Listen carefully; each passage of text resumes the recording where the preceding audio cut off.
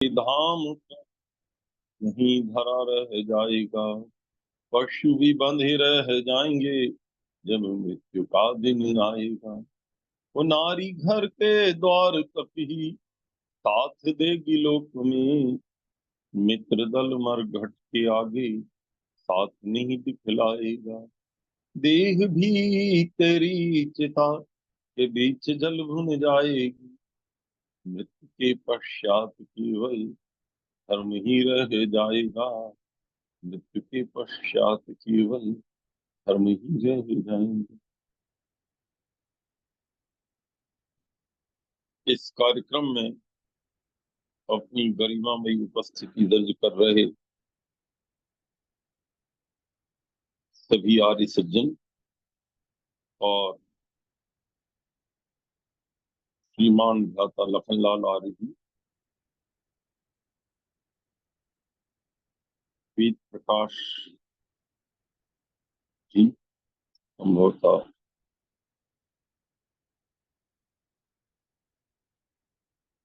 और भी जो महानुभाव जुड़े हैं, आप सभी का मैं अभिनंदन करता हूँ।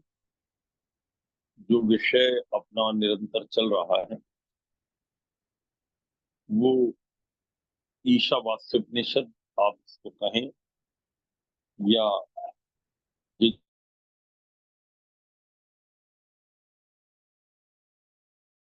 दृष्टिकोण से अपन उसको देखने का प्रयास कर रहे हैं, वस्तुतः वेद में जो बात यजुर्वेद में परमेश्वर ने कही है, प्रकारांतर से वही बात हमारे ऋषि मुनियों ने अपने चिंतन में कहने का प्रयास किया। और ये जो यजुर्वेद के 40वें अध्याय का मार्मिक मंत्र है, ये यहाँ पर आज हमारा विषय बनने वाला है। एक दृष्टिकोण से ये 15वां मंत्र है और हिरण्मयेन पात्रेण सत्यस्यापि हितं मुखम तत्वं पूषन् नपा वृणु सत्य धर्माय दृष्टि। ये आपने प्रायः अनेक बार विद्वानों के मुंह से सुना होगा। तो थोड़ा विचार करते हैं कि वेद माता का क्या आदेश है हमारे लिए। इसमें जो पहला शब्द है सारे सज्जनों, वो है हिरण्मयी। ये जो हिरण्य शब्द है वैसे तो सोने को कहते हैं, और हर्य का गति कांतयो करके एक धातु है, इस धातु से इसको बनाया जाता है। कांति का मतलब होता है सुंदरता, और ये जो है निरुक्त में भी एक छोटा सा प्रश्न उठाया गया है। हिरण्यम कस्मात् क्रियते जनात् जन्म इति हिरण्यम। जो सोना होता है आर्य सज्जनों, ये एक के पास नहीं टिकता, इसको धीरे धीरे आगे बढ़ाया जाए। आज आपके पास है, आप इसको खरीदते हैं, कहीं और से आपके पास आया है, फिर कुछ दिन बाद आप अपनी बेटी को दे देते हैं दहेज में, या कहीं अपने बच्चों को देते हैं, फिर वो आगे बढ़ जाता है।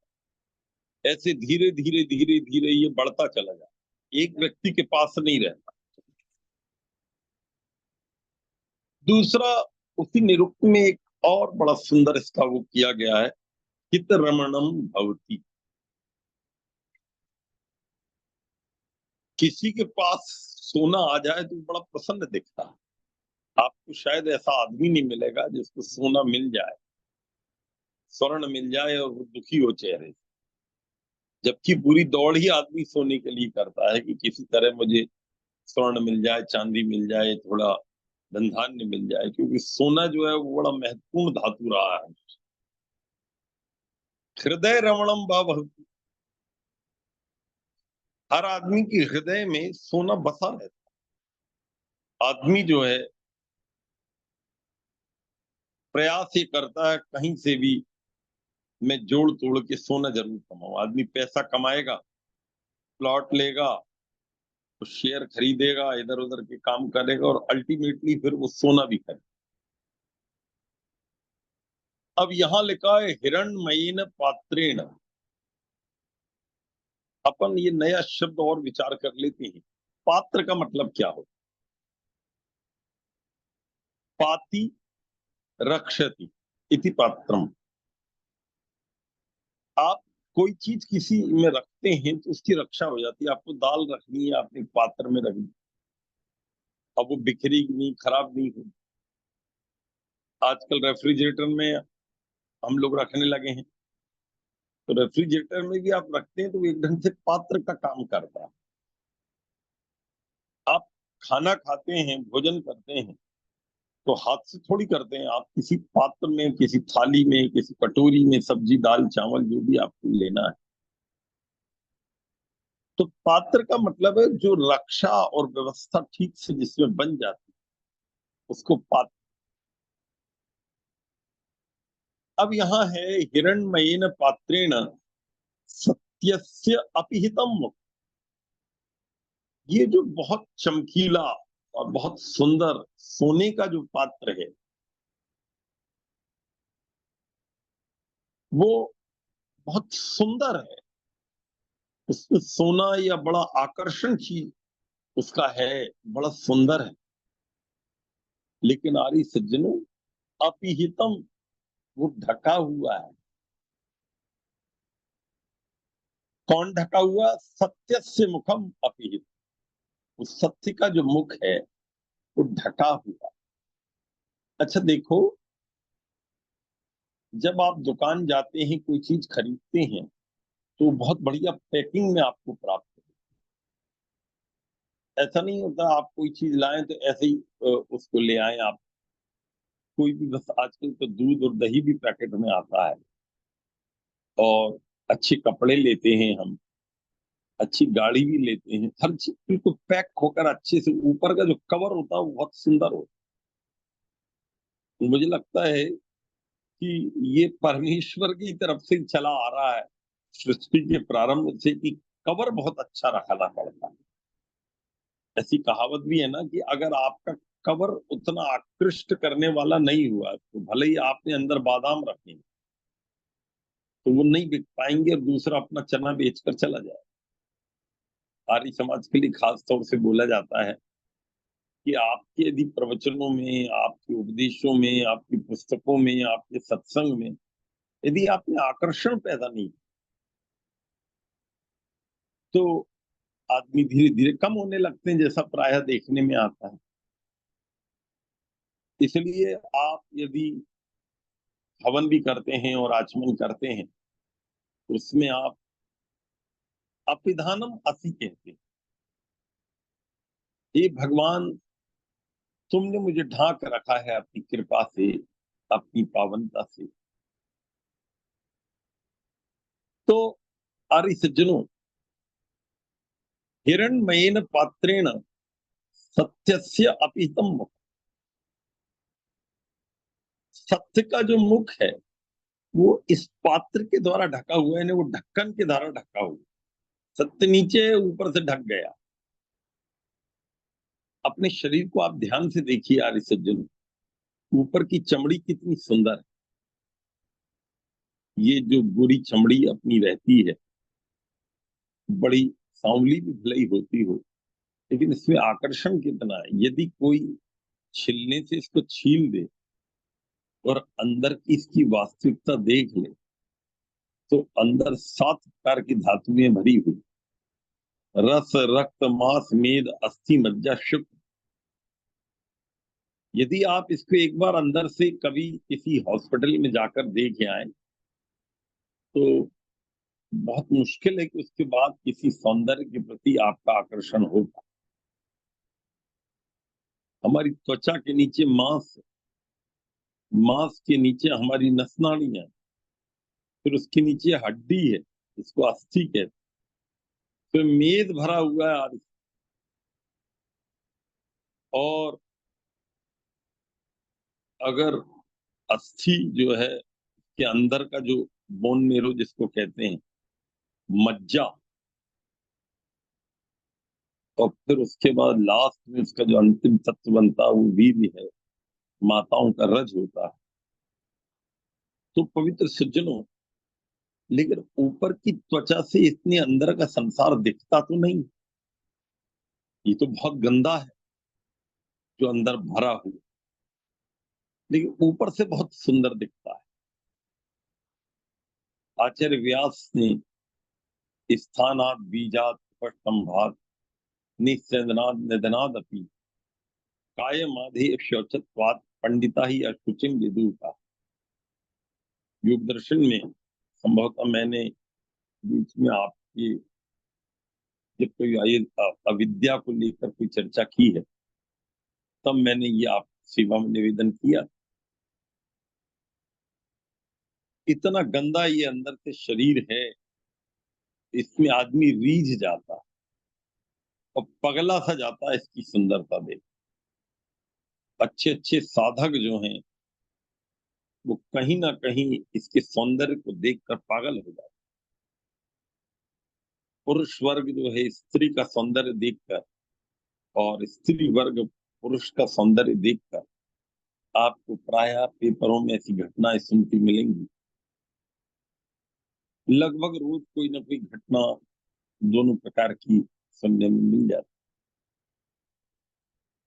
क्योंकि इसको ढांका बड़ा कमाल से गया। और इस जनों, अगर अपने शरीर को आप देखें, जो ये आपका बाहरी फिजिकल स्ट्रक्चर है, तो इसमें अन्नमय कोश है, प्राणमय कोश है, मनोमय कोश है, विज्ञानमय कोश है, और लास्ट में आनंदमय कोश, जहाँ आत्मा का जो लास्ट स्थान कहलाता है। और इस जनों, आपने कभी इस प्रकार का विचार किया कि जिस सुख के पीछे, जिस दुनिया के जैसे कहते ग्लैमर के पीछे हम भाग रहे हैं, ये ग्लैमर कैसा ग्लैमर, क्या इससे परमात्मा उस आनंद की कोई तुलना की जा सकती? अगर ऊपर का ये थोड़ी देर के लिए हम भूल जाएं और विचार करें कि किन चीजों में हम फंस रहे हैं, और इस सज्जनों, तो मैं आपसे निवेदन करने चला हूं कि ये सांसारिक जो सुख है जिसमें हमें मजा आता है, कहीं रूप का, कहीं रस का, कहीं गंध का, कहीं स्पर्श का, कहीं स्वाद का, तो कहीं और भी कुछ जोड़ लीजिए, इससे और भगवान का जो पावन आनंद आध्यात्मिक, जो आध्यात्मिक ऊंचाइयों पर हमें प्राप्त हो सकता है, उससे जरा आप इसको एक बार तोलने का प्रयास करें आदि सज्जन, कि वो ईश्वर का जो पावन आनंद है वो कैसा है और ये कैसा है। और इस सज्जनों, वो छल कपट से प्राप्त हो, जो सांसारिक सुख, उसके लिए हम झूठ बोलते हैं, हम इसकी टोपी उसके सिर पे रखते हैं, बेईमानी करते हैं, कहीं व्यापार में करते हैं, कहीं नौकरी में करते हैं, पूरे जीवन हम इस प्रकार के कर्म करते रहते, और संभवतः हम इस पर विचार नहीं करते कि हम कितने उल्टे काम कर रहे हैं इसको प्राप्त करने के लिए। लेकिन परमात्मा का जो पावन आनंद है, उसके लिए बेईमानी नहीं करनी पड़ती, उसके लिए झूठ नहीं बोलना पड़ता, उसके लिए छल कपट नहीं करना पड़ता, उसके लिए अन्याय नहीं करना। दूसरी बात यह है आर्य सज्जन, कि यदि हम कोई सांसारिक चीज को भोगते हैं, हमने खीर खाई, हलवा खाया, या कोई रूप देखा, या कोई बहुत अच्छी सुगंध ली, तो इससे धीरे धीरे हमारी इंद्रियां जो है वो क्षीण होने लगती, उसकी जो कार्य शक्ति है वो थोड़ी कम होने लगती, और जितना हम भोगते हैं उतनी तृष्णा भी जगाता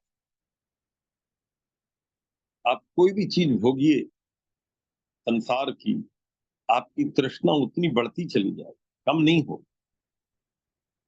इंद्रियां भी आपकी कमजोर कर रहा है और आपकी तृष्णा बढ़ा रहा है, जिस तृष्णा के वशीभूत होकर फिर आप उसी तरफ भागने का प्रयास करें। हविष्या कृष्ण वर्त में भूय एवा विवर्ध। जैसे आग में आप घी डालें तो वो अग्नि को समाप्त थोड़ी करेगा, आपने डाला तो वो बढ़ेगा। जितना घी डालोगे, ऐसा कोई समय नहीं आएगा कि आप घी डालो और अग्नि बंद हो जाए। ऐसे ही दुनिया के चौराहे पर यदि आप खड़े हैं और एक तरफ ईश्वर का रास्ता और एक तरफ भोग का रास्ता, तो भोग आप जितना भोगेंगे ये ईश्वर से उतना दूर कर देगा। अगली बात आ रही सज्जनों, जब हम इसको भोगते हैं तो हमारी जो आयु है, हमारी कैपेसिटी तो कम होती ही है, लेकिन हमारी आयु भी कम होती है सांसारिक भोग को भोगने। लेकिन ईश्वर के आनंद को या उसको समाधि को प्राप्त जब हम करते हैं, तो जितनी ज्यादा हम प्राप्त करते हैं उतना हमारा बल भी बढ़ता है और आयु भी थोड़ी व्यवस्थित होने लगती। जो बड़े साधक होते हैं वो जल्दी नहीं मरते यदि उनको जहर आदि देते हैं। जैसे जहर दे दिया गया था, गौतम बुद्ध को भी दिया, महर्षि दयानंद को भी दिया, और भी जिनको दिया। लेकिन साधक व्यक्ति की मृत्यु जल्दी नहीं होती। आर्य सज्जन, ऋषियः दीर्घ संध्यत्वा दीर्घम आयुरवाप्नुवन्। दुनिया के लोगों, ऋषियों ने जितनी दीर्घ संध्या की, देर तक संध्या की, ध्यान किया, चिंतन किया, उनकी आयु उतनी ज्यादा बढ़ी, कम नहीं हुई। दूसरी बात कि जो संसार का सुख होता है ये क्षणिक होता है। आपने रसगुल्ला खाया, आनंद खत्म। आपने अगले दिन फिर आपको लगेगा मैंने तो कुछ नहीं है, फिर से चाहिए। आप जितना इसको भोगते जाते हैं उतना ही खत्म भी होता जाता है और नई के लिए आपके अंदर एक नई समस्या खड़ी कर। लेकिन पवित्र सज्जन, ईश्वर का जो आनंद है, साधना का जो आनंद है, ईश्वर की कृपा से जो मिलता है, ये क्षणिक नहीं होता। जब इसमें व्यक्ति डूबता है तो एक स्थिति के बाद वो कह देता प्राप्तम प्राप्त, कृतम कर्तव्य, ज्ञातम ज्ञातम, क्षीणा क्लेशा। मेरे क्षीण हो गए हैं क्लेश, मुझे जानना था, मैंने जान लिया। तो क्षणिक होता तो इतनी बड़ी बात वो नहीं कहता। आर्य सज्जनों, ये शाश्वत रहने वाला और जो ईश्वर का आनंद होता है, वो एक कसौटी आई है उपनिषद में कि एक मानुष आनंद जो पूरे विश्व का चक्रवर्ती सम्राट, उसके एक के आगे 19 जीरो लगा दीजिए। 10 महासंख राजाओं के बराबर जो आनंद होता है, चक्रवर्ती सम्राट के बराबर, उससे भी ज्यादा आनंद उसको प्राप्त होता है जो भगवान के आनंद में डूब जाता है, उसको समाधि में प्राप्त कर ले। आर्य सज्जनों, हमें अधिकतम प्रयास ये करना चाहिए कि हम क्षणिक के पीछे ना भागें। और मैं आपसे ये भी कहता चलूं पवित्र सज्जनों, कि ये जो संसार का सुख है यह हमें गुलाम ज्यादा बना, हमारी जो स्वतंत्रता है वो ये बाधित कर देती। अगर संसार के भोग में हम फंसते हैं तो हमारी इंद्रियों के गुलाम बनते हैं, मन के बनते हैं, बुद्धि के बनते हैं।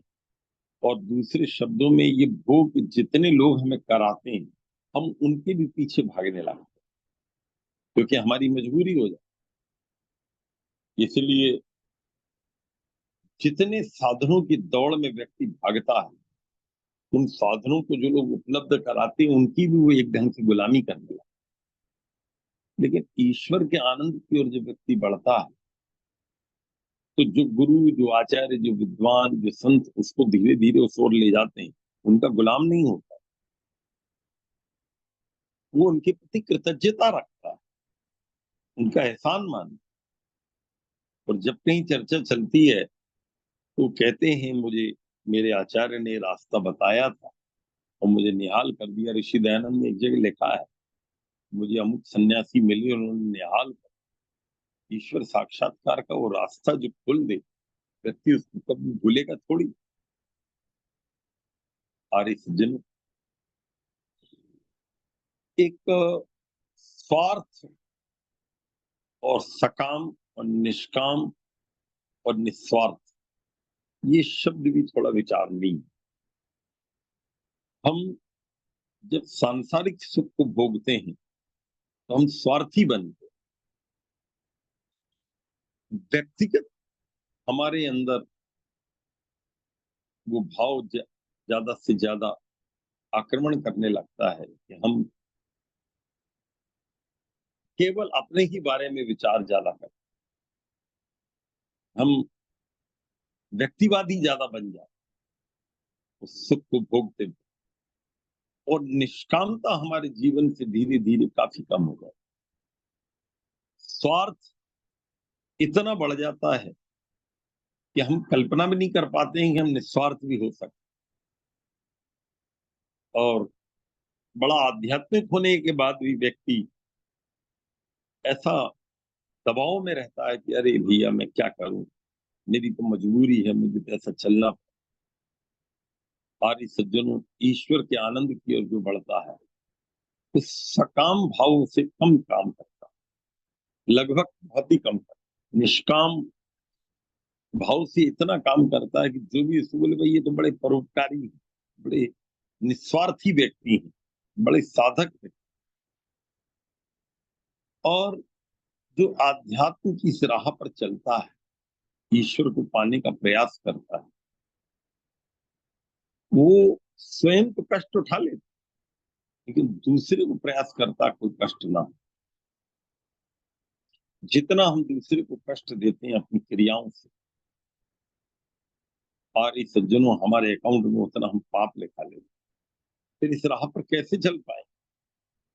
और जो व्यक्ति इस राह पर चलता है उसकी हिंसा कम हो जाती है, उसका परिग्रह कम हो जाता है, उसका स्वार्थ कम हो जाता है,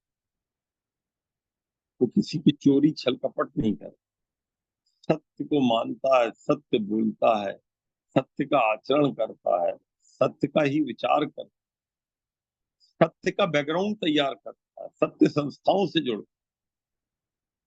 तो एक ढंग से वो पूरा का पूरा ढांचा ही जीवन का बदल जाए। और कभी वो संगठन को नहीं तोड़ता। हर व्यक्ति से जब वो चर्चा करता है, ऐसा लगता है बड़े प्रेम और आत्मीयता से बात कर रहे हैं। आदि सज्जनों, हिरण्मयेन पात्रेण सत्यस्य अपिहितम। ये सांसारिक सुख जो है, सांसारिक जो स्वार्थ है आदि सज्जनों, ये हमें बहुत नाचना चाहता है। और ये सांसारिक सुख ही ऐसा है जिसने ईश्वर के सुख को जैसे ढांक सा दिया, अध्यात्म के सुख को जैसे कवर्ड कर दिया। अपने अंदर जो गंदगी भरी हुई है, व्यक्ति धीरे धीरे उसको समझने लगता कि मैं किस प्रकार से शरीर को अपना मानकर और उसके आकर्षण में बंध जाता, पशु पक्षी से ज्यादा मैं भोगी हो जाता। और इस सज्जनों, आपने योग दर्शन का वो सूत्र सुना, मैंने भी आपकी सेवा में बहुत पहले कभी रखा था, परिणाम ताप संस्कारी गुण वृत्ति विरोधाच दुखम ये सर्वम विरोध। पूरी दुनिया जैसे उसको ऐसी लगती है ये दुख से भरी है। गौतम बुद्ध का कहते हैं कि जब वो जा रहे थे घर छोड़कर, तो उनके सारथी ने उनको यही बात कही थी कि भगवान आप भाग रहे हैं, घर में तो इतनी सुंदर पत्नी, इतना सुंदर महल, इतने दास दासियां, सोना चांदी हीरे जवाहरात, ये क्या पागलपन। तो उन्होंने कहा मुझे तो केवल अग्नि दिखी। सारथी, मैं वहां पर दुखी दुख देखा। महर्षि दयानंद के सामने भी वो स्थिति आई। तो वो घर छोड़ रहे थे, तो बहुत प्रलोभन उनके सामने था। एक बार तो पिताजी पकड़ के ही ला रहे थे। और इस सज्जनों, दुख इतना ज्यादा है इस दुनिया में, यदि व्यक्ति उसको ईमानदारी से न पकड़ पाए तो उसको सुख मान के ही भागता रहे। तो रंग मातंग पतंग भृंग मीना हता पंच भिरेव पंचु एक प्रमादी स कथम न हन्यात् यह सेवते पंच भिरेव। और इस जन्म, ये पांच प्रकार के जो आपने जानवरों का सुना होगा, कुरंग, मातंग, पतंग, भृंग और मीना। मीना यानी मीन मछली। तो जरा सा एक लोई को देखकर और उसको एकदम पकड़ने के लिए जाती है और वो इतने ही मर जाता है। भौरा जो है वो बेचारा वहां चला जाता है, कमल जो है उसके अंदर जाकर बैठ जाता है और ये सोचता है कि बस सुबह जैसे ही ये भास्वान उदिष्यति अशिष्यति पंकज श्री, बस मैं तो पक्का निकल जाऊंगा। और वो उसमें इतना मग्न हो जाता है कि वो खड़ी जाता है, वो और उसके हाथ में नहीं आता। वो जिस आनंद की कल्पना में गया था वो अपना प्राणी छोड़ने पड़ा। हाथी जो होता है उसको हथीनी से मिलने की बड़ी इच्छा होती है। एक बहुत बड़ा गड्ढा खोद देते हैं और हाथी जो है उस गड्ढे को तो नहीं देख पाता, हथीनी की तस्वीर को देख ले। कुछ लोगों का कहना है कि वो ऐसी हाथीनी तैयार की जाती है जो हथीनी जो है वो सिखाई हुई रहती है और वो आगे आगे भागती है। हाथी पीछे पीछे भागता है और वो गड्ढे में गिर जाता है। कई दिन तक उसको भूखा रखा जाता है, उसकी पूरी हिम्मत टूट जाती है। फिर उसको रस्सी से बांध कर ऊपर निकाला जाता है और जिंदगी भर के लिए वो बंधक है। आपने देखा होगा महावत ऊपर एक छोटा सा अंकुश लेकर बैठता है और इतना डरा रहता है, इतना बड़ा हाथी, कि पता नहीं मेरी पिटाई तो नहीं कर देगा। इतना बड़ा हाथी छोटे से अंकुश से डरने लगा। उस दिन यदि वो जो भाग रहा था हाथीनी के पीछे उस दिन ना भागता तो कुछ और तस्वीर। आर्य सज्जनों, आपने जो हिरण है उसके अंदर की कस्तूरी को सुना होगा। वो बेचारा भागता है, बहुत तेजी से भागता है। सामने उसको पानी दिखाई देता, फिर भागता है, बेहोश होके गिर जाता है। लेकिन वो न उसको वो पानी मिल पाता है, मृत तृष्णा की जो वो रहती है, और न वो उसकी कस्तूरी की सुगंध उसको कभी मिल पाती है। तो इस प्रकार ये पांचों की पांचों, पतंगे का भी कहते हैं कि पतंगा जो होता है वो इसके रूप को देखो कि कहीं आग का दिया जल रहा है, छोटा सा छोटी सी अग्नि जल रही है और पतंगा दौड़ा दौड़ा आता है और उसको लगता है कितनी सुंदर, और उसमें जल के ही भस्म हो जाता है। तो एक एक विषय में फंस कर कैसे कैसे बेचारे हमारे ये जो प्राणी हैं कितनी तकलीफ उठाते हैं, कई तो दुनिया ही से चले जाते हैं। आदि सज्जनों, मैं आपसे निवेदन कर रहा था, हिरण्मयेन पात्रेण सत्यस्य आतीतम, ये हम सबके लिए बड़ी तात्विक बात है।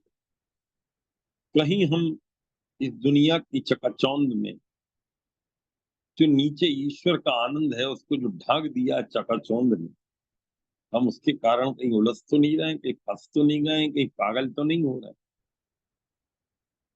सत्वन पोषण नपा वृणु सत्य धर्माय दृष्ट। सत्वम, तत्, उसको, त्वम, तू, अपावृणु, थोड़ा सा खोल, पोषण ही पुष्टि प्राप्त करने वाले, हे मेहनत करने वाले, हे दौड़ने भागने वाले, हे साधक, तेरे लिए कहा जा रहा है। तुम जितनी उन्नति करने की इच्छा रखते हो,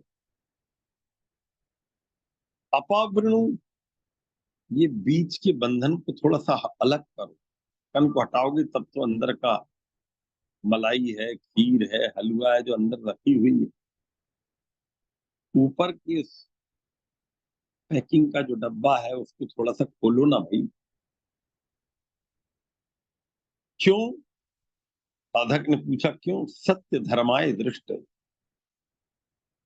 ये जो सत्य धर्म है ना, ईश्वर का जो आनंद है ना, इसको अगर तुझे पाना है मेरे भाई, तो तुझे हटाना ही पड़े।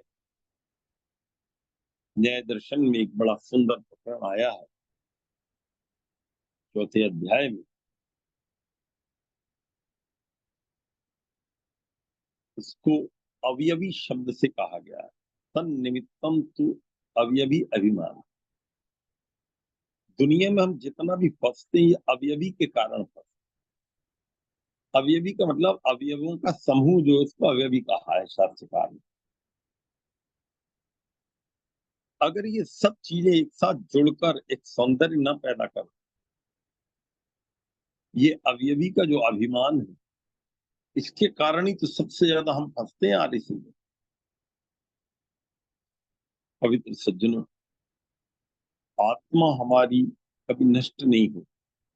शरीर बारंबार हमें नया मिलता, लेकिन ये शरीर का जो आवरण है, ये हमारी आत्मा को हमसे जैसे दूर सा कर दे। सांसारिक सुख इतना ज्यादा हमें उलझाता है कि हम इसमें छिपे हुए दुखों को पकड़ ही नहीं पाते।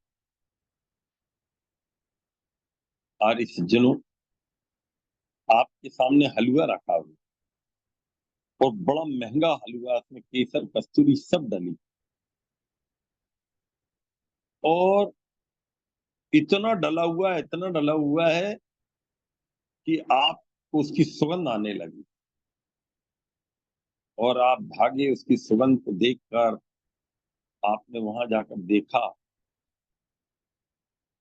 तो वहां तो एक डब्बा रखा हुआ था, और डब्बे के ऊपर एक ढक्कन था। आप ढक्कन उठा ही रहे थे, इतने में किसी ने आपसे कहा कि इस पूरी खीर में जहर मिला है, इस हलवे में तो जहर मिला है। अब आपको कोई 1 लाख रुपए भी दे दे तो आप शायद वो हलवा नहीं खाएंगे, खीर नहीं, वो मिठाई नहीं। अब इसको उल्टा कर दीजिए सज्जनों। एक बहुत सुंदर पात्र ऊपर से दिख रहा है आप, बहुत ही ज्यादा सुंदर, इतना सुंदर है कि आप उसके आकर्षण में डूबे चले जा रहे हैं, भागे चले जा रहे हैं। इतने में किसी ने कहा कि जितना ये सुंदर ऊपर से दिख रहा, अंदर तो गोबर भरा हुआ है, आपकी आसक्ति खत्म हो जाए। कई बार अंदर गोबर भरा रहता है और हम उसको सोने का समझ लेते हैं। कई बार अंदर सोना और अमृत भरा रहता है, और ऊपर के कवर को हम खराब समझ के उसकी ओर बढ़ते ही नहीं। सारे सज्जनों, ये जो आध्यात्म का मार्ग है, ये शुरू में कठिनता देता है, इसलिए हम इससे भाग जाते हैं, दूर हो जाते हैं। जितना हमें शुरू में एक कठिनता लगती है, उसका आनंद आगे चलकर बहुत ज्यादा मिलने वाला है, जन्म जन्मांतर की यात्रा को सफल करने वाला है। ये हमें नहीं भूलना चाहिए। आगे से पवित्र माताओं और भाइयों, आपने इस चमकीले पात्र की एक व्याख्या आपकी सेवा में मैंने रखी, आपने सुनी। महर्षि दयानंद जी महाराज ने थोड़ा सा इसको हल्का सा बदल के कहा, हिरण्मयेन पात्रेण सत्यस्यापि हितम। इन्होंने हिरण्मय पात्र को ईश्वरी कह दिया है महर्षि दयानंद। गुरुदेव का एक अपना तरीका कहने का, ऋषि जी का। अन्य अन्य भाष्यकारों ने यद्यपि वैसा नहीं कहा है, लेकिन आचार्य दयानंद उसको ईश्वर ही मान रहे हैं। अब इसको दूसरे ढंग से देखना। अभी हम कह रहे थे कि सत्य को ढाका हुआ, ईश्वर को ढाका हुआ है, उसके आनंद को ढाका हुआ है। अब यदि हल्का सा एंगल बदल लें आप, तो यहां पर पात्र का अर्थ होता है, वो पात्र न लीजिएगा जो अभी तक आप सोच रहे। हिरण्मयेन पात्रेण ईश्वरेण सत्यस्यापि हितम मुखम। सत्य को रक्षा मेरे प्रभु करते हैं, उसको धारण वो करते हैं, उसकी व्यवस्था को वो करते हैं। जब पूरा के पूरा एंगल बदल गया। अभी आप कह रहे थे कि भाई सत्य ही ढका हुआ है। अब इसको आप ही समझ लीजिए कि परमेश्वर जो है उसने सत्य को रक्षा पूर्वक स्थिर किया हुआ। तो कहने लगे प्रभु मैं क्या करूं? तत्वम पोषण अपावृण। ये मेरे पुत्र, अपावृण उसको खोल। एक तेरे लिए तैयार है सत्य, तेरे लिए ईश्वर का आनंद तैयार है। तू मेहनत तो कर ले भाई, उतना परिश्रम तो कर ले। आर्य सज्जनों, आप इसको यदि दूसरे ढंग से देखें, भाता व्यास नंदन जी जुड़े हैं और अनेक महानुभाव इसमें जुड़े हुए हैं, जो प्राध्यापक हैं, अध्यापक रहे हैं, पढ़ाते हैं। पढ़ाने वाले गुरु जी का घर बड़ा दूर है, वो पढ़ाने को तैयार बैठे हैं, लेकिन आप उनके पास पहुंचे नहीं तो वो कैसे पढ़ा देंगे आप? कॉलेज दूर है, उनका घर दूर है, शिक्षा की पुस्तकें दूर हैं। आपको थोड़ा बीच का परिश्रम करना हो। इसके लिए ही मुझे लगता है पूरा यजुर्वेद लिखा गया। जब तक कोई व्यक्ति दौड़ा भागी नहीं करेगा, तो बाहर की चकाचौंध में फंस कर दौड़ा भागी ना करके बाहर ही रह जाएगा, वहां तक पहुंच ही नहीं पाएगा। सारी सज्जनों, महर्षि दयानंद जी महाराज ईश्वर परक इसको कहना चाहते हैं। और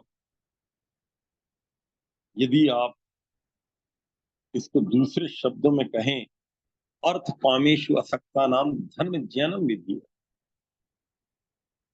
अगर कोई व्यक्ति अर्थ में और कामना में फंस गया, तो धर्म कहाँ उसके जीवन में आ पाएगा? उलझा तो गया। आर्य सज्जनों, यच्च काम सुखम लोके यच्च दिव्यम महत् सुखम तृष्णा क्षय सुखस्यैते नारहता षोडशीं कला। उसके 16वें अंश को भी, 16वें भाग को भी नहीं प्राप्त कर सकता वो। कौन सा? जो हमारी तृष्णाओं के, जो उसको क्षय कर देते हैं, उसको मार देते हैं, उसको डोमिनेट कर देते हैं, दबा देते हैं, तृष्णा को समाप्त कर देते हैं। तब जो संतोष से सुख मिलता है, वो जो तृष्णा वाला सुख है, अगर अ, इसको मैं जैसे 16 आने पहले होते थे ना, तो एक आने के बराबर भी नहीं है, ऐसा समझ लीजिए। यदि वो 16 रुपए है, तो ये 1 रुपए भी नहीं है तृष्णा वाला। जैसे तृष्णा को समाप्त करके जो आनंद मिलता है, आदि सज्जनों, वो आनंद से कभी भी प्राप्त नहीं हो सकता। मैं आपके बीच में एक छोटा सा उदाहरण देकर अपनी बात को समाप्ति की ओर ले जाने का प्रयास करता हूँ। अरे सज्जनों, आपने मधुमक्खी का नाम सुना हो? मधुमक्खी की कोई विशेषता आपकी नजर में आती है यार? सज्जनों, मधुमक्खी में एक अनुशासन है। मधुमक्खी जो होता है, वो एक बड़ा गहरा संदेश देने के लिए जैसे तैयार बैठी है। कितनी गंदगी हो दुनिया में, और वहां सोना चांदी हीरे जवाहरात भी रखे हैं, लेकिन मधुमक्खी वहां एक क्षण के लिए भी नहीं रुकती। मधुमक्खी तो जाती है फूल के पास, और फूल के पास जाने के बाद वो फूल के उस अत्यंत मधुर शहद पर अपनी दृष्टि रखती, बस उसको फूल की सुगंध से भी ज्यादा लेना देना नहीं। यद्यपि गुण तो सुगंध का भी है वो तो अपने शहद के लिए भागती है। और वो शहद, आदि सज्जनों, अगर कोई बहुत कटु पुष्प हो जिसके अंदर बिल्कुल जहर भी भरा हो, वहां से भी वो शहद निकाल के ले आता। और इस सज्जनों, इस दुनिया में तो जहर बहुत ज्यादा भरा हुआ है, पर हम उस जहर से जहरी ज्यादा निकालते। राग द्वेष छल कपट, कितना हम लोग इसमें फंसे रहते हैं आदि सज्जनों, कि हम मधुमक्खी का वो जो गुण है उसको जैसे भूलते ही चलेगा। दूसरा, मधुमक्खी संगठित रहती। एक मधुमक्खी आपको कभी नहीं मिलेगी, पूरा की पूरा ग्रुप चलता, उनके छत्ते में सब रहते, और उनकी एक रानी मधुमक्खी होती, क्वीन होती।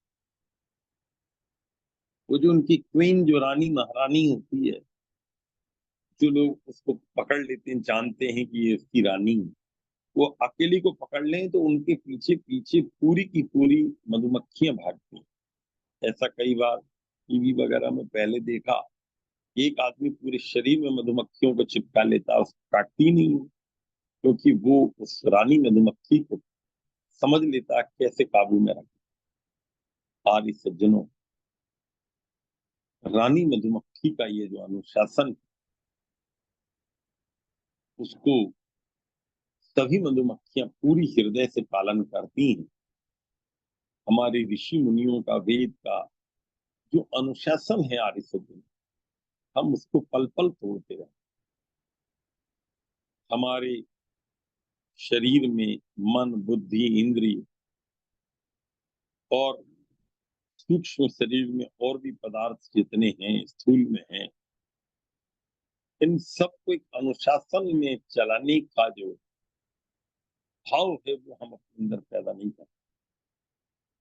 मन हमारा विकृत हो रहा है, इंद्रियां हमारी विकृत हो रही हैं, हमारा शरीर विकृत हो रहा है, हमारे चिंतन की शैली विकृत हो रही है। आदि सज्जनों, मधुमक्खी का गुण ग्रहण करने का जो स्वभाव और अनुशासन प्रिय होने का स्वभाव, गंदगी में किसी भी हालत में न जाने का स्वभाव, अपने कमांडर के पीछे पीछे चलने का स्वभाव, ये बहुत बड़ी उपलब्धि एक ढंग से मधुमक्खी से हम अपने जीवन में ला सकते हैं। और इस सज्जनों, जो मधुमक्खी छत्ता बनाती है, तो छत्ते को बड़ी मुश्किल से लोग ऊपर जाकर प्राप्त कर लेते, और भालू बताते हैं कि उसको तोड़ ले, उसके अंदर से मोम भी निकल और शहद भी मिले। भालू भी ले आता है, और लोग ऐसे जो जंगली होते हैं, आदिवासी, तोड़ के ले आते हैं, तो उस गुण की और किसी की दृष्टि नहीं जाती। और इस सज्जनों, ये जो ढका हुआ है संसार, उसके अंदर ईश्वर का पावन आनंद हमारी प्रतीक्षा करता है। साधना के मार्ग पर हम कब चलेंगे, तो कब हम निर्लिप्त होकर जीवन जी सकेंगे, परमात्मा की कब हम पे कृपा होगी। माँ के गर्भ में जब हम थे, तो हमने कहा था कि हे प्रभु, एक बार इस गर्भ से मुझे निकाल दे। मैं इसमें बहुत पीता नाना विधा स्तनम, आहारा विधा भुक्ता, पीता नाना विधा स्तनम।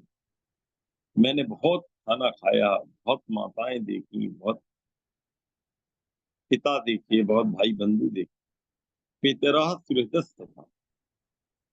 हमने हजारों हजारों रिश्तेदार अपने हर जन्म में देखते हैं, लेकिन हमारी वो लगन जो जिसको हमारी माँ के गर्भ में हमारे अंदर जगी हुई थी, जो प्रार्थना करके हम दुनिया में आए, वो लगन को हम जैसे दूर सा कर देते हैं, भूल से जाते हैं। उसके कारण आर्य सज्जनों, जो बच्चा आप कभी जन्म लेता है उसके पास बैठे तो 4-5 साल तक तो उसके अंदर कोई छल कपट नहीं, वो कभी भी उल्टी बात नहीं करता, झूठ नहीं बोलता, सबके प्रति सहज भाव रखता है। उसका बहुत बड़ा कारण यह है आर्य सज्जनों कि वो माँ के गर्भ में ही प्रतिज्ञा कर चुका है कि मैं इस दुनिया में आकर प्रभु तेरी राह पर चलूंगा। और जैसे ही वो दुनिया में आता है, हम सब आते हैं जब, तो 5 साल के बाद जब हम दुनिया के संपर्क में आते हैं, तब हमारे अंदर कुटिलता आती है, तो झूठ बोलना आता है, तो वासना आती है, तो लोभ आता है। ईश्वर को तो पता नहीं हम कितना दूर सा कर देते हैं। सारे सज्जनों, ये मैंने आपकी सेवा में 15वां मंत्र रखा, यद्यपि 16वां मंत्र भी कुछ कुछ इससे जुड़ा हुआ है। मैं अगर थोड़ा स्पीड में चलता तो शायद ये वाला मंत्र भी इसमें लगा लेता, लेकिन कल प्रयास करूंगा कि कल आपकी सेवा में वो वाला मंत्र रख दूं मैं। 16वां मंत्र है, वो भी बड़ा सुंदर है। आज ये बात यहाँ थोड़ी समाप्त हुई है। यदि आप में से किसी को कुछ पूछना है, थोड़ा सा समय बचा हुआ है, एक आध प्रश्न का उत्तर आपकी सेवा में दिया जा सकता है। जिन महानुभावों को ये विषय थोड़े आध्यात्मिक भी हैं, और ये क्षमा कीजिएगा कि थोड़े से कुछ मामलों में कठिन जैसे भी हो जाते, लेकिन फिर भी जिनको रुचि है उनके लिए ऐसी कोई बात नहीं है। आप में से कोई महानुभाव कुछ पूछना चाहें तो बताइए। चंद्रशेखर शर्मा जी पूछिए। हाँ नमस्ते आचार्य जी। हाँ चंद्रशेखर भाई साहब, नमस्ते। मैंने कमेंट में एक हमारे हैं उपाध्याय जी हैं, उन्होंने ये जो 2 लाइनें लिखी है वो आप पढ़ लीजिए, क्योंकि खोल के पढ़ सकते हैं क्या या मैं बोल के बताऊं? नहीं, देख लेते हैं क्या लिखी है। हाँ, वो उनका कहना ये है भाई, वेद में जो है, मैं बताता हूँ आपको पढ़ के, है ना। ये प्रश्न क्या है? हाँ, ये जो अपन कहते हैं ना भाई, जो है ईश्वर की वाणी, ब्रह्म रूप वेद में ईश्वर की वाणी कहीं नहीं लिखा है। ब्रह्म के कई रूप लिखे हैं, पर संहिता या ब्राह्मण ग्रंथों में ईश्वर या परमेश्वर शब्द कहीं नहीं है। विश्वेश्वरानंद वैदिक शोध संस्थान के द्वारा वैदिक शब्द सूची देख सकते हैं। परमेश्वर शब्द बाइबल के हिंदी अनुवाद की नकल है, और आसमानी किताब शब्द की नकल पर इसे ईश्वर प्रदत्त वाणी कहा है। वेद में ब्रह्म या पुरुष शब्द का प्राय प्रयोग है। ब्रह्म के कुछ रूपों का उल्लेख एक प्रसिद्ध वेद मंत्र में है, और इन्होंने ये ऋग्वेद और अथर्ववेद है ना, इनका संदर्भ दिया है। इंद्र, इंद्रम मित्रम वरुण। इनको मेरा नंबर दीजिए, इनसे बात कर लेंगे। अभी मैं थोड़ा सा इनको कहने का प्रयास करता हूँ। देखिए, ऐसा है कि कभी भी कोई भी बात जब कही जाती तो पूर्वापर देखकर की जाती। वेद प्राचीन जी, है या बाइबल प्राचीन है, आपका जस्टिफिकेशन ही गलत है। पहली बात, आप कह ये रहे नहीं, हैं। ये जो पहली लाइन जो बोल रहे हैं ना, ऊपर ही ऊपर, ब्रह्म रूप वेद में ईश्वर की वाणी कहीं नहीं लिखा है। एक मिनट, इनका एक मिनट, वो हो क्या रहा है। हाँ, दयानंद जी ने क्या लिखा है, चंद्रशेखर शर्मा जी? दिव्या सुपर्णो गरुत्मान एकम सद विप्रा बहुधा वदंती यम अग्निम यमम मातृश्वा नमाव। ठीक बात है, इसमें कोई दिक्कत नहीं है। इसके नीचे का वो, हाँ, ऊपर है इसके संदेश, ब्रह्म रूप वेद में ईश्वर की वाणी कहीं नहीं लिखी। ईश्वर की वाणी वेद में कहीं ऐसा कहा ही नहीं है। वेद, ये तो स्तुता मया वरदा वेद माता प्रचुदयंताम माँ कहा गया है, और आप कह रहे हैं वेद वाणी ही नहीं कहा गया है। तो ये इसका अर्थ क्या है, स्तुता मया वरदा वेदमा? हाँ ठीक है, फिर ये वाला मंत्र अब इनको लिख करके दे देंगे, है ना, उत्तर में। ठीक। हाँ, नहीं और भी वहां तो मंत्रों के ढेर लगे हुए हैं ऋग्वेदादि भाषा भूमिका में। ऐसे कोई एकाध, ठीक। कई जगह इस प्रकार का वर्णन आया है। और दूसरा, जो आनुषंगिक ग्रंथ हैं उनमें भी इसके प्रमाण बहुत ज्यादा हैं कि ईश्वर हमको वेद प्रदान करता है। मनुस्मृति में तो सीधा ही सीधा आया हुआ है। तो ऐसे सभी ग्रंथों में डायरेक्ट इनडायरेक्ट में इस प्रकार की बात आई हुई है। और मैं इससे ये सिद्ध क्या करना चाहते हैं, मेरी ये बात समझ में नहीं आ रही। आप ये सिद्ध नहीं, करना चाहते हैं कि परमेश्वर शब्द इन्होंने बाइबल के हिंदी अनुवाद की नकल है। अरे बाइबल को आए हुए 2000 साल हुए हैं भैया, और हमारे वेद माता का जो चंद्रिका शर्मा जी उनको ले आओ, जिनको कॉन्सेप्ट है पूछना है। उनको साल पुराना। अरे नहीं, कोई नहीं, उन्होंने जो लिखा है उसको हम उत्तर तो दें, अब इसीलिए मैंने जिज्ञासा की। ठीक है, धन्यवाद साहब। और भ्राता व्यास नंदन जी जो हैं वो उपस्थित हैं, उनसे भी अपन इस पे विचार। भ्राता जी, आपका क्या विचार है, थोड़ा आप भी बताइए अपने इस पक्ष में। देखिए ऐसा है, बड़ा अच्छा प्रश्न किया है, लेकिन उस प्रश्न में बहुत गंभीरता नहीं है। आदरणीय पंडित चंद्रशेखर शर्मा जी ने जो प्रश्न किया है, वो इन्होंने कहा है कि वेद में ईश्वर शब्द नहीं है, या ईश्वर की वाणी वेद की चर्चा ये कर रहे हैं कि कहाँ से कहाँ लिखा हुआ है। तो यजुर्वेद 26वें अध्याय का दूसरा मंत्र, तुम यथे माम वाचम कल्याणीम आवदानी जनेभ्यः ब्रह्मराजन्य ग्वांग शूद्राय चाराय च स्वाय चारणाय। इसमें आप देखते हैं कि वेद को कल्याणी वाणी कही गई है, और कल्याणी वाणी किसकी कही गई है, तो स्पष्ट है कि वो कल्याणी वाणी आवदानी जनेभ्य, ये परमात्मा की ओर से वाणी कही जा रही है कि यह मेरी कल्याणी वाणी वेद है, जो संपूर्ण मानव मात्र के लिए, सबके लिए मैंने आवदानी उसको मैंने दिया है, सबके लिए प्रदान किया है। एक तो यह अर्थ है। दूसरा, वयम सर्वे अमृतस्य पुत्राः, और खास करके निरुक्त के अंदर महर्षि यास्क कहते हैं आर्यः ईश्वरस्य पुत्रः, तो वहां पर ईश्वर शब्द का प्रयोग आया है। और साथ ही साथ ईश शब्द जो है, ईशावास्यमिदं सर्वम यत्किंच जगत्याम जगत, इसमें भी ईश शब्द ईश्वर के लिए ही प्रयुक्त हुआ है। और इसके अतिरिक्त जहां तक परमेश्वर की चर्चा है, तो परमेश्वर और ईश्वर ये दोनों एकार्थी वाची हैं, एक ही अर्थ को लेकर के चल रहे हैं। और साथ ही साथ जितने भी शब्द जो लोग कहते हैं ये नकल है, वस्तुतः वे हमारी नकल करते हैं। ईशावास्यम इदम सर्वम से उन्होंने कहा कि वेद में ईशा शब्द आया है, और मदीना शब्द जो मुसलमान खोजने लगते हैं कि मेरा वेद में मदीना शब्द भी आया है। ऐसे बहुत सारे लोग अटकलबाजियां कर रहे हैं। वस्तुतः एक मंत्र आता है, पश्येम शरदशतम मदीना हस्याम शरदशतम, आया है ना, तच्चक्षुर्देव हितं पुरस्तात् शुक्रमुच्चरत्, पश्येम शरदशतम जीवेम शरदशतग्वं शृणुयाम शरदशतम प्रब्रवाम शरदशतम मदीना। शतम मदीना, तो मदीना देखा, मुसलमानों ने कहा कि वेद में भी मदीना शब्द आया है, तो ये मदीना शतम अदीना को अब संधि में बोलेंगे तो शतम मदीना शब्द आता है। ईसा वाशमिदम सर्वम में ईसा देखा तो उन लोगों ने कहा कि ईसा शब्द वेद में आया हुआ है, और हम वेद जितना आप पुराना मानते हैं, मैं भी अपने को पुराना ही मानता हूँ। इस प्रकार से बहुत सारे लोग व्याकरण पढ़ने के कारण भ्रांति कर बैठते हैं। आता जी, ये वेद में जो सविता शब्द आया है, तो कुछ लोग कहते हैं हाँ सविता ऋषि हुए तो उनकी सविता जयंती मनाई जाए 14 तारीख को। जी, सविता सविता है ना, सविता वेद में, सच्चिदा सविता सविता वेद, ईश्वर को सविता भी कहा सविता, हाँ सविता। सविता, तो सविता समाज के लोग समझते हैं कि वेद में जो ऋषि है वो हमारी सविता ऋषि से हमारी उत्पत्ति हुई है।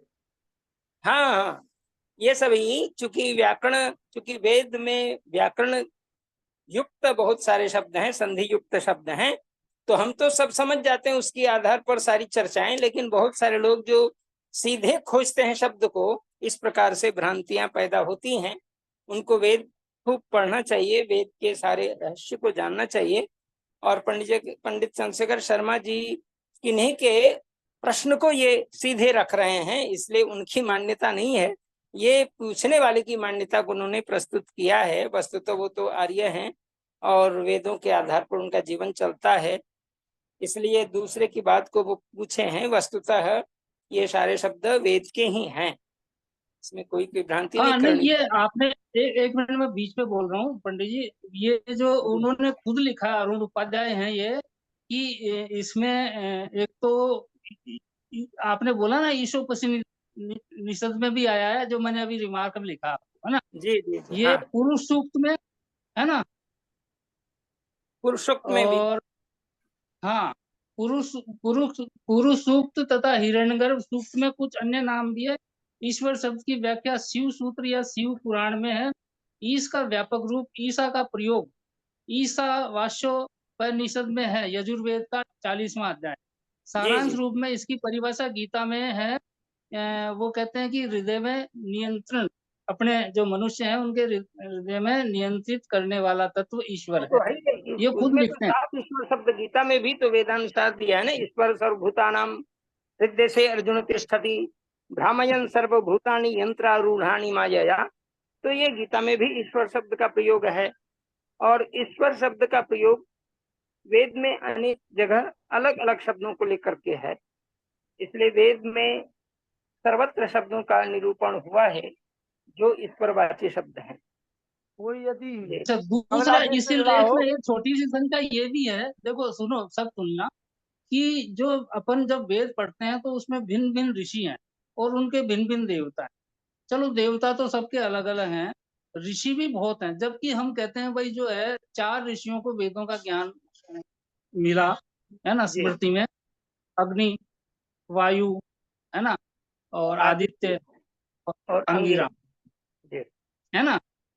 तो अब ये तो, इसके बाद इसमें वेदों के संकलन में हर मंत्र का कोई ऋषि है ना, हर सूक्त के अंदर ऋषि बदलते हैं, ये 4 से ज्यादा है, मतलब बहुत ज्यादा है ऋषि तो।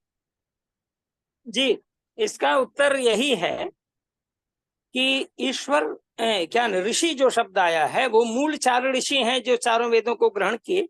उसके बाद जब वेदों के गुरु शिष्य परंपरा से वेदों का प्रचार हुआ तो ईश्वर के इस वाणी का, वेद वाणी का जब प्रचार आरंभ हुआ तो उसमें ऋषि जो शब्द आया है वो मंत्र के दृष्टा ऋषि के रूप में, मंत्र के अर्थों पर जिन जिन ऋषियों ने श्रम किया है उन ऋषियों के नाम उसमें जुड़े हुए हैं। जैसे अग्नि सूक्त से आप देख रहे हैं कि अग्नि ऋषि ने पूरे ऋग्वेद को प्रथमतः जाना, उनके अंदर में ज्ञान आया। लेकिन उसी वेद को जब बाहर, जब कालांतर में वेद का प्रारंभ हुआ, प्रचार होने लगा, तो ये गुरु शिष्य परंपरा से अनेक ऋषियों ने एक एक सूक्त पर काम किया है।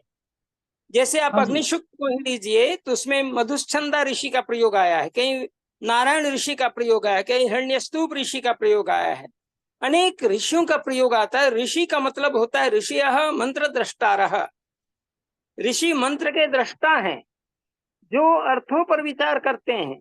और जिन जिन सूक्त, एक एक ऋषि एक एक दो दो सूक्त में पूरी जिंदगी लगाए हुए हैं। कितना उसके अंदर गूढ़ रहस्य है इसको समझने के लिए वो जिंदगी भर प्रयास करते हैं।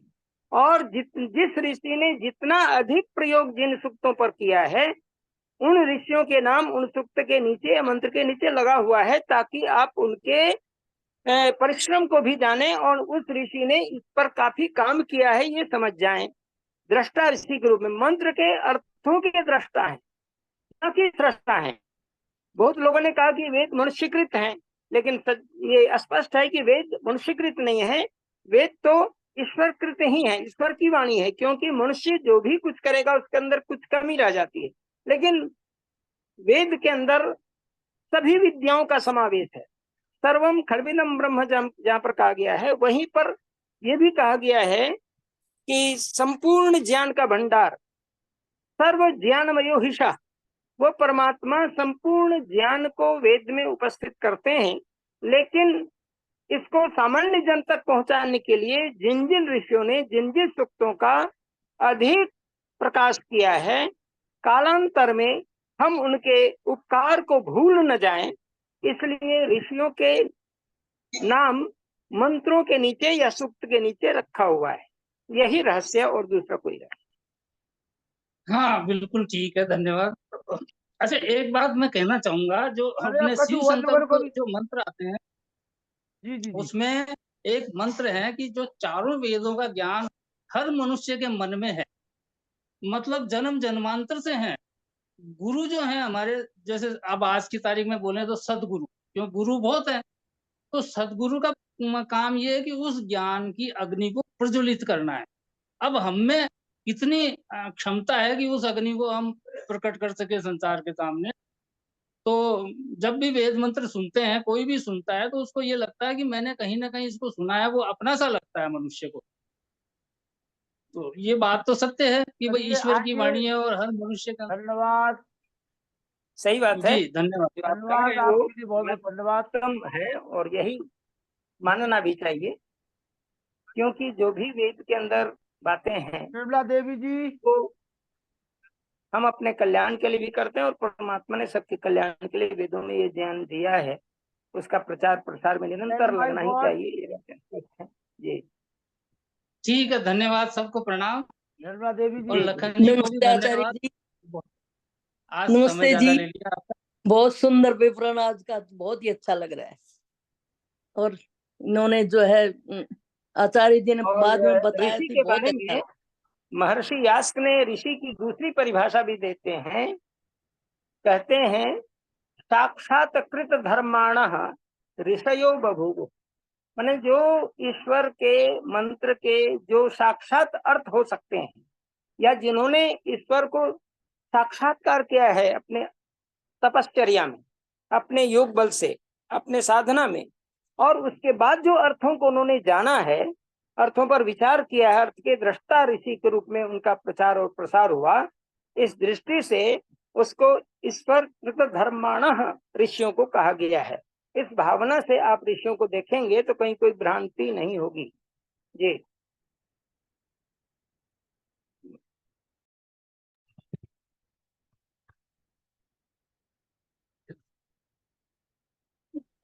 ओम शांति शांति शांति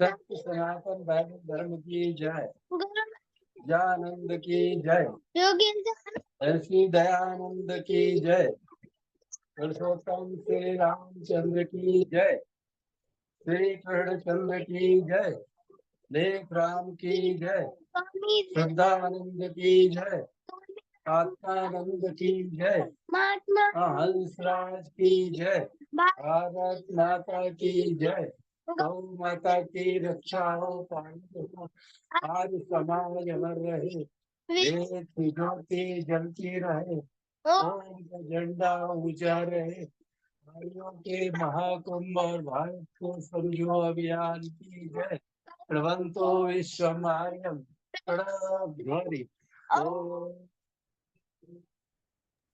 आवाज साफ नहीं आ रही आई सबको नमस्कार। सभी लोगों की माइक ओम पीछे में दो बच्चे बोले जी नमस्ते, आवाज नमस्ते जी, नमस्ते सबको सादर नमस्ते जी, सादर नमस्ते सबको। सबको सादर नमस्ते। सभी को सादर नमस्ते जी। नमस्ते जी। बहुत ही अच्छा लगा, बहुत अच्छा लगा। राजेश्वर जी नमस्ते। एक प्रकार नमस्ते अनिल भैया, नमस्ते नमस्ते नमस्ते। मोबाइल थोड़ा सा ठीक करिए, आवाज साफ नहीं आ रही है। डॉक्टर वेद प्रकाश शर्मा जी नमस्ते। व्यासचंद्र शास्त्री, लगन जी नमस्ते। नमस्ते सभी को नमस्ते जी। नमस्ते शर्मा जी नमस्ते। को नमस्ते। शुभरात्रि। लाखन भैया नमस्ते। नमस्ते राजेश्वर जी, साधु को सादर नमस्ते। नमस्ते भैया नमस्ते।